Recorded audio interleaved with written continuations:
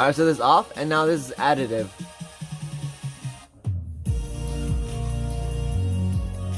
So up means on, like this. Down is off, like this.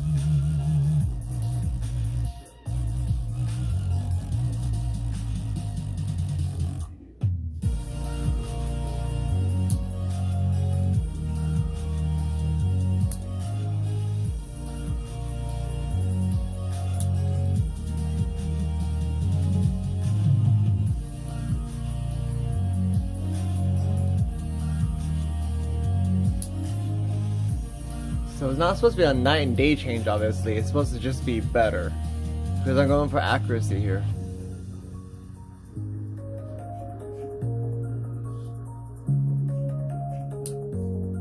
So it's not actually supposed to be louder. It's supposed to actually be clearer. And it only goes from 120 Hz on downward.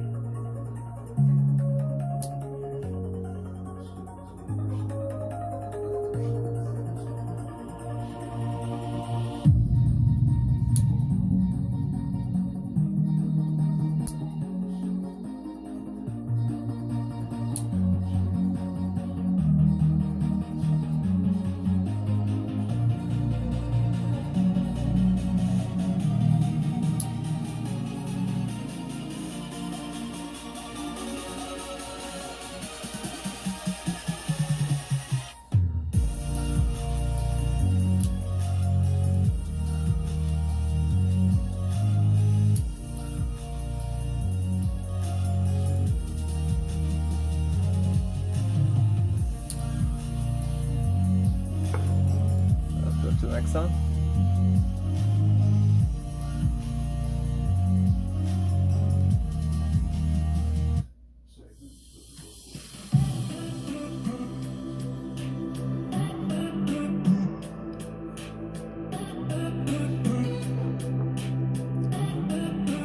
So off. So where this is gonna change any song is obviously the low end below 120 Hz, where it's monophonic and says omnidirectional, but most likely it's gonna be heard within anything obviously in the bass, but around like the chest thump frequency, because that's where it's needed the most, which is, you know, between 50 and 60 Hertz.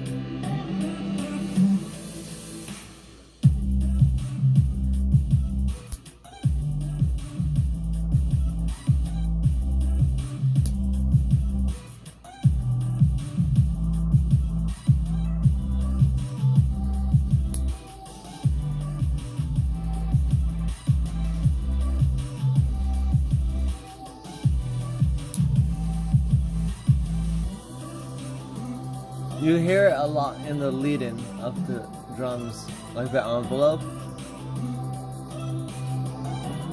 But it's just in general, like the rumble too.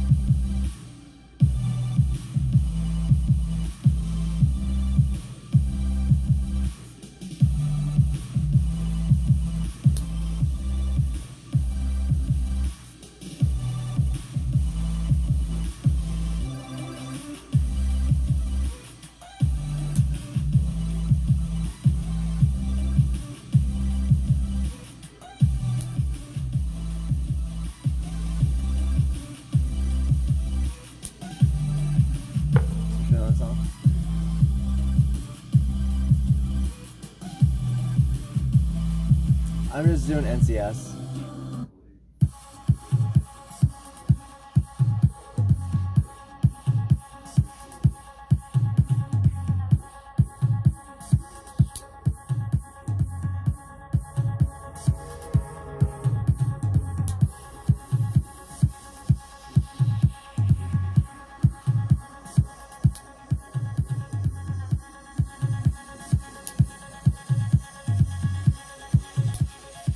You can really hear it in the crispness of the envelope of the drums. So it's off right now.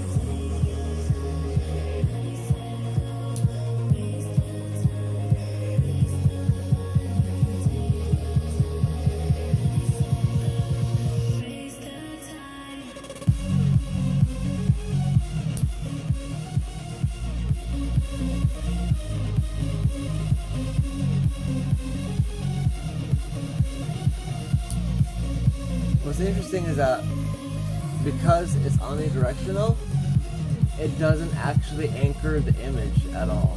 If I tilt side to side, it doesn't, you know, do that thing where the center channel plays the vocals or whatever stands at the center. It sounds exactly like sound coming from either speaker in a a standard 2-channel setup.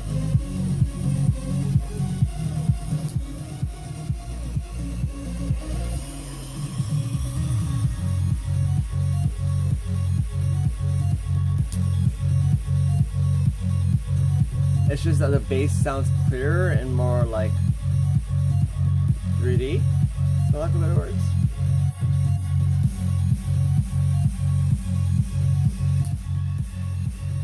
You can hear like the inside of the drums better.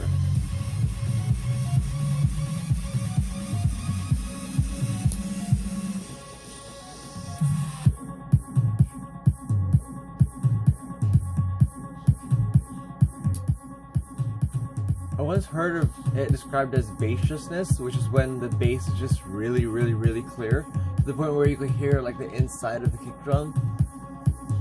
So the bass itself sounds three-dimensional. So on.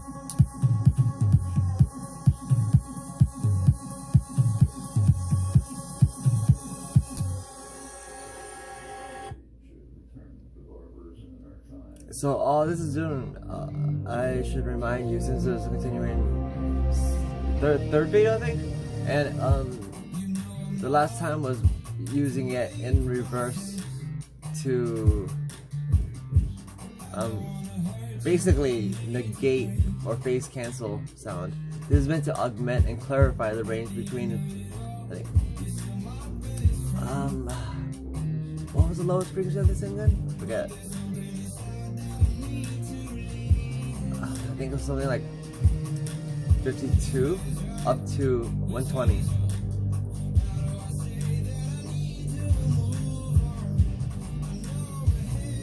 But it is playing along with the sub right here.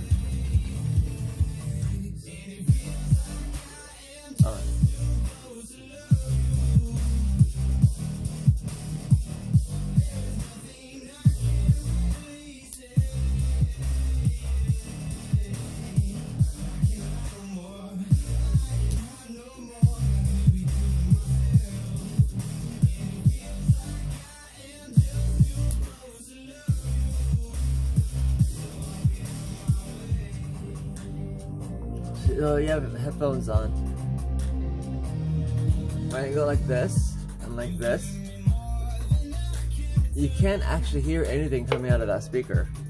It doesn't, I can't actually tell whether it's on or off. All I hear is a general increase in clarity in the mid to upper bass versus not having it as much. So the effect isn't localizable at all. On.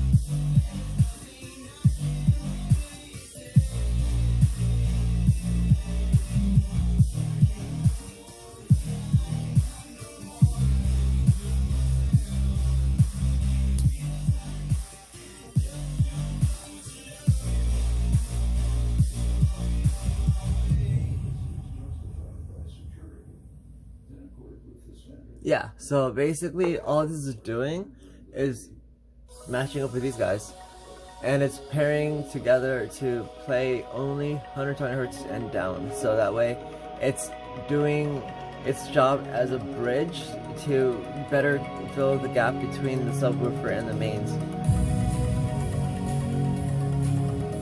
So where these would peter out, this is filling in before crossing over to the sub, and that's the concept behind it. I did it with this thing before, and I did a demo of it, and it works either way. In fact, I wonder if you can mix and match, but typically you would want it to be timbre matched, and so a center speaker, or which you probably already have in hand, or a matching speaker would probably be the best candidate. But in general, something that would be timbre matched would be a lot more easily found if it was a speaker of something that was a lot more similar than a giant subwoofer. Because say if you had like a, 12-inch subwoofer, the odds of it actually playing like 120 hertz or even 80 hertz in a way that crosses over and shares a similar enough timbre with your mains in a way that would actually allow for a smooth transition would be pretty slim, because the tone of a subwoofer that plays very low playing very high just typically doesn't match the tone of your mains playing low. So having this perform the action of playing the bridge, it's able to basically augment your speakers so that they end up having the ability to extend lower, almost as if you had like a extra port boost in a way, because what it's doing is that it's just filling in for what would otherwise be a sloping off, but it's doing so using a timbre matched voicing, and that's able to actually override, you know, anything clearer is going to override anything more muddled. So even with the subwoofer playing in the same region, the crossover region with this thing aiding it is going to sound clearer because it's going to match your mains and it's just going to sound more seamless. And at the same time, if you have smaller speakers, you could actually reduce the amount, or I guess lower the crossover, so that, let's say you wanted to, you know, typically you'd have to crossover at 120, and usually most people hear 120 hertz crossed over with the subwoofer in front of them. If you were to try to take that subwoofer and put it behind them, most likely you're going to hear a lot of split voicing. But with something like this, or otherwise, if you have your subwoofer down from 80 and below, most likely, unless for any sort of, you know, rumbling in the room or any creaking on the floor, you're not going to hear where your subwoofer is coming from because it's omnidirectional. And so this would just basically guarantee that any speaker is capable of playing down below 80 hertz, even like these little guys, because that's what I was demoing before, doing the same thing. And you can cross even these little guys over at 100 from 120 hertz, which is where you typically would cross them over, down to 80.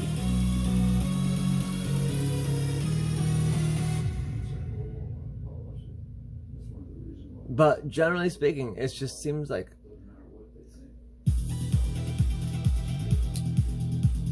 if you have a center speaker, I don't see any disadvantage to having the center speaker's low end augment the low end to your mains in stereo, being as if you're doing it from 120 hertz on down, you're not going to interfere with the stereo imaging, because nothing that's happening down there is going to be directional in a way that's going to interfere with the soundstage. You're just going to be increasing the amount of, I guess, the vividness of the region from 120 hertz down to, you know, as low as it peters out, typically around like 50 for the average center, 40 for the average center. But in doing so, you can calibrate it, and then pretty much your mains will just sound like they just play lower and much more, with a lot more confidence.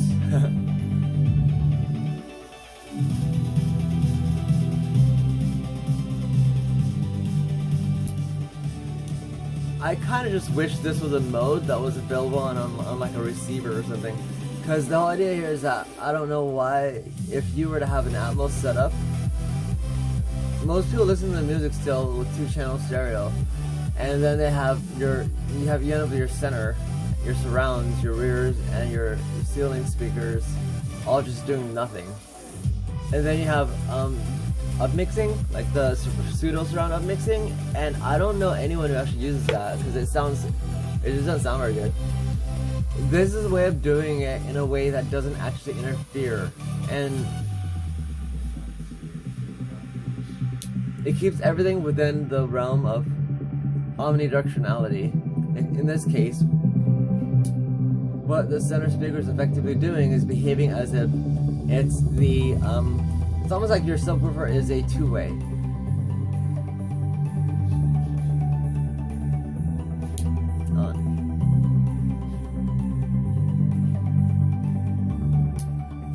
And it's also there's all sorts of stuff you could do also with your ceiling and your, I mean, if you have speakers all the way around you, I mean, from like your side walls to behind you to above you, there's no reason not to do anything with them. And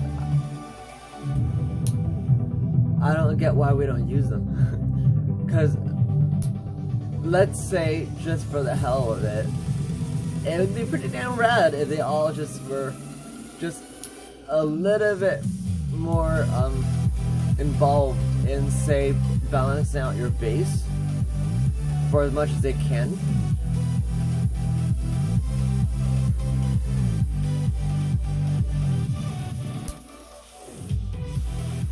But that's it. Their only roles would be the role of either deleting excessive peaks, not deleting, or at least, you know, fighting, nullifying, or in general just augmenting that so you get more even sound at the transition point, which is like the point that we care most about for the most part. If you feel like, for instance, you're playing a video game and you feel like, you know, gunfire behind you, you actually do get the sense that you have a sense that there's actually a visceral impact coming from behind you. And for that to come from your subwoofer and from your mains actually feels different than when it comes from behind you.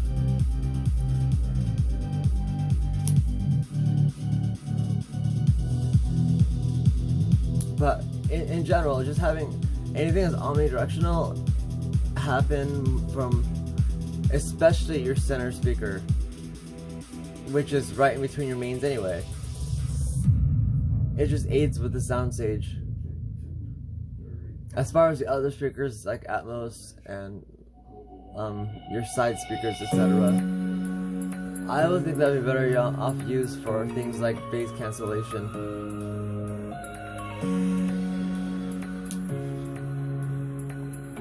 But I haven't tested it in terms of making it something more similar to this. Even though I think I might try that.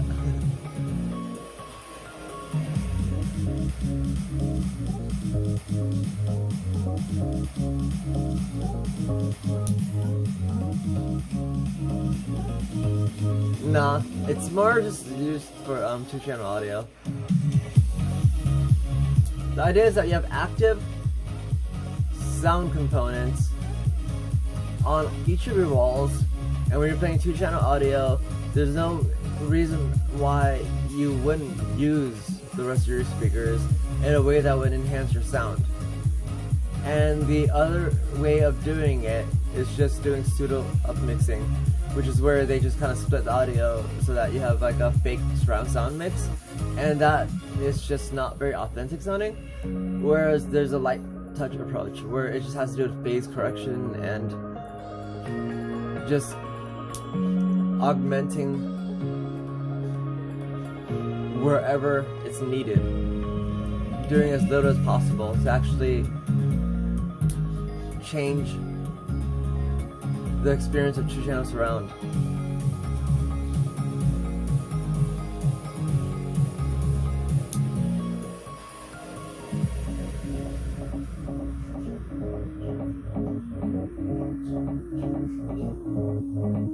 So ideally, anything that would be done would sound exactly like it's still just your mains and your sub, but it would just sound clearer and more seamless.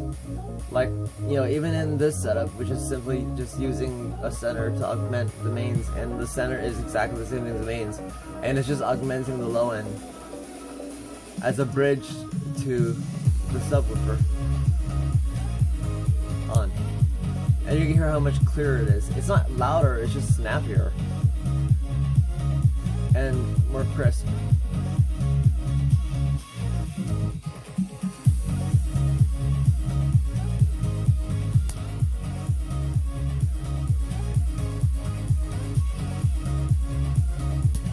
And what's interesting is that I actually can't hear it. Even if I'm a foot away from it, I can't tell whether it's on or off. because I actually confuse it with the, I guess what they call, you know, the phantom center. I can't tell whether this is on or off. It just sounds like it's part of the phantom center, and it just merges exactly with the phantom center so well that I literally cannot tell whether I keep track. If I have to look at the switch to tell whether or not it's on or off. Otherwise, I just have to judge by the quality of the sound, and it's not meant to be so obvious because off, on. I'm not moving the camera anymore.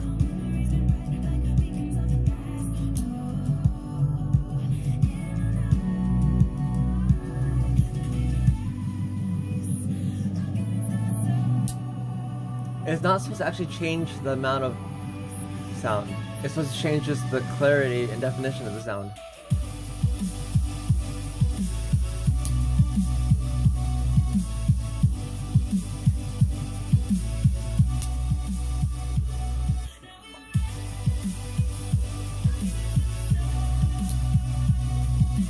If you listen, especially to the drums, how they don't actually sound louder, they just kind of sound more, like they just kind of have more presence. Like the envelope is clearer, and then that in turn leads to more of a sense that you can hear like a separation.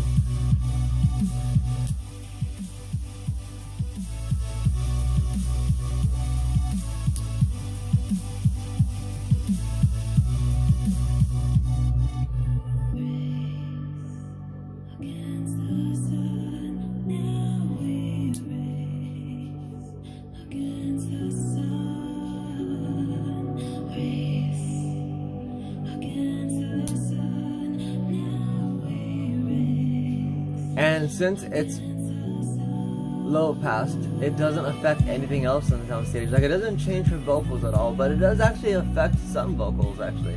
Like for deep baritone or bass voices, it does affect them, and it makes the voice sound richer. I can't think of anything right now that I can put on that's NCS, but even for something like Jim Morrison, you do actually hear like a certain extra body to the voices that I didn't expect, but it ends up sounding more like three-dimensional depth than it does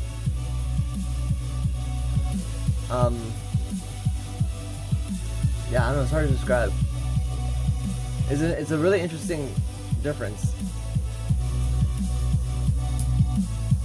because you wouldn't know it's missing until you listen to it.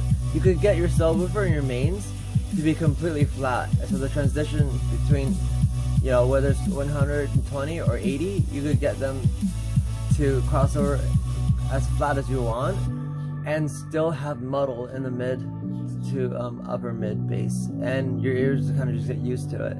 But there's a pretty big difference, and that's basically the difference between using a floor standard speaker versus using, you know, bookshelves or something.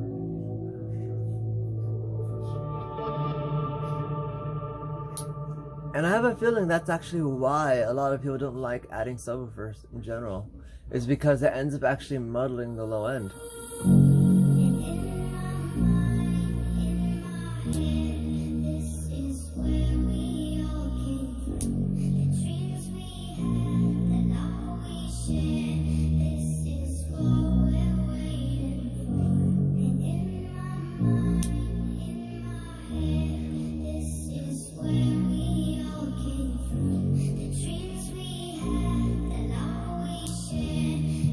Okay, well, this song's dumb enough. I'm gonna end the video, but thanks. I think I went along for long enough.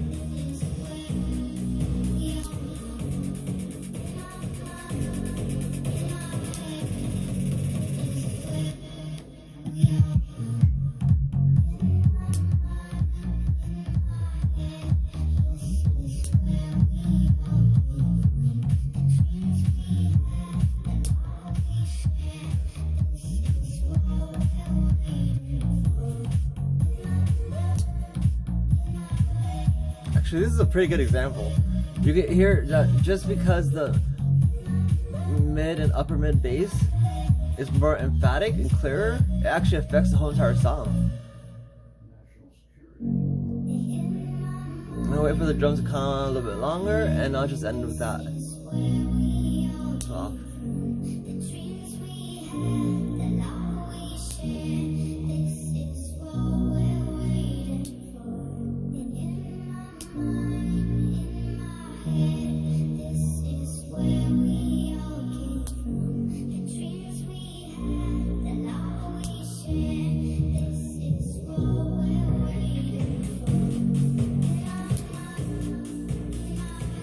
It's not changing anything that it doesn't change, and that's what I like about it. It leaves everything that's good enough alone. It only affects what it affects, and that's exactly only the region that needs it. Right there.